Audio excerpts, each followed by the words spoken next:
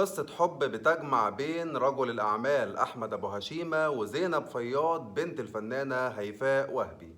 تعال أقول لك إيه اللي حصل. انتشرت في الآونة الأخيرة وتحديدا داخل منزل أحمد أبو هشيمة رجل الأعمال المشهور المصري صور بتجمعه بزينب فياض بنت الفنانة هيفاء وهبي.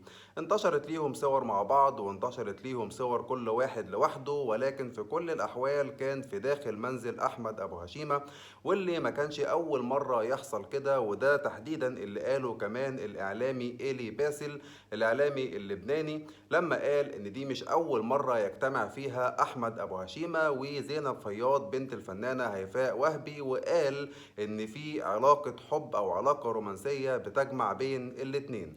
ولكن زينب فياض بنت هيفاء وهبي ما سكتتش على الموضوع دوت، ونشرت صورة لجواز سفرها الكويتي في تلميح ليها، يعني ان هي مرتبطة بشخص كويتي ومش مرتبطة بأحمد أبو هشيمة. الصور ديت قلبت الدنيا على السوشيال ميديا، ولكن إلى الآن لسه محدش يعرف زينب بنت هيفاء وهبي هل مرتبطة بأحمد أبو هشيمة ولا فعلا مرتبطة بواحد كويتي. انتوا بقى قولوا في كومنتات، تفتكروا هل أحمد أبو هشيمة مرتبط بزينب بنت هيفاء وهبي ولا لأ؟